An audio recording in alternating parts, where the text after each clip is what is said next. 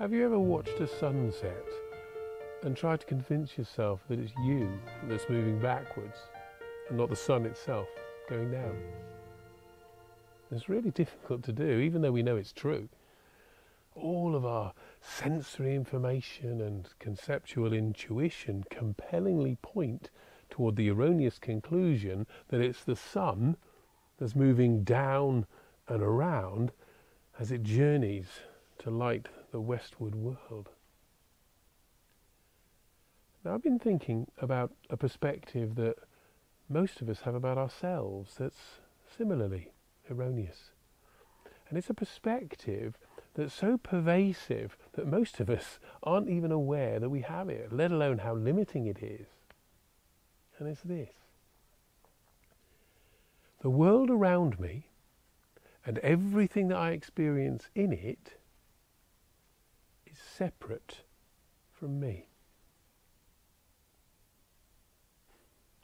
Now, it's a perspective that has us believe that the stuff out there that we perceive through our senses, well, they're objects in the world.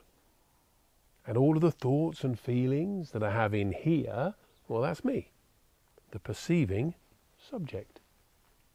In this way, the me I call I becomes the centre around which the world and everything I experience in it orbit.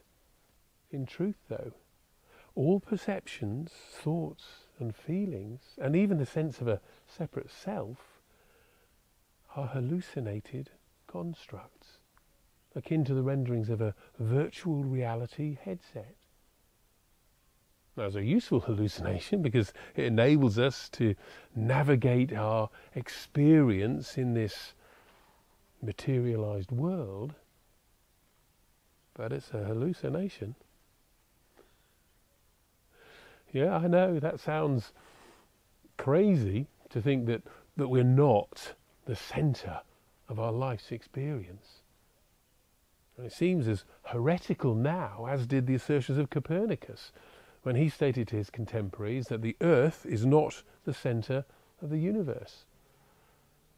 And just as those who pointed to the fact that the sun rises in the east and sets in the west, and that is irrefutable evidence of earth-centeredness, so we assertively insist that it's self-evidently true that I'm in here and the world's out there, in orbit around this self-centering shape of me.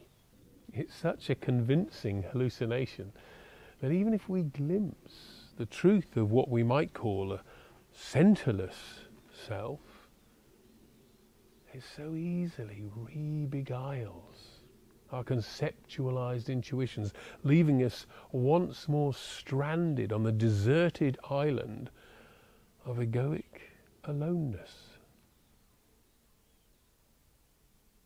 It's this centripetal force of self-fulfillment that disinherits us from the truly sublime experience of a human being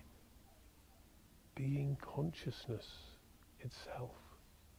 The truth of Copernican significance is that there is no separate self at the centre of our lived experience, even though it so much seems like there is.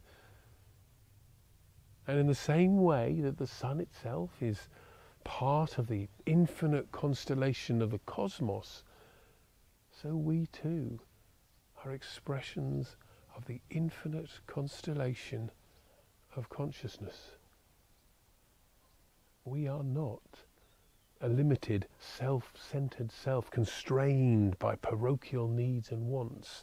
We are the global, local, universal, total, self-fulfilling, all and everything, anywhere, everywhere, all at once, and nowhere at all.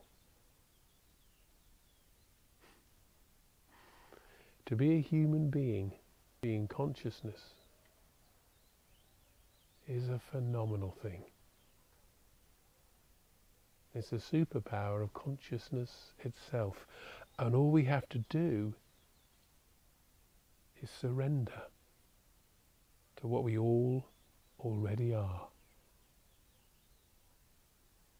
Who am I? I'm consciousness. Imagine what becomes possible then.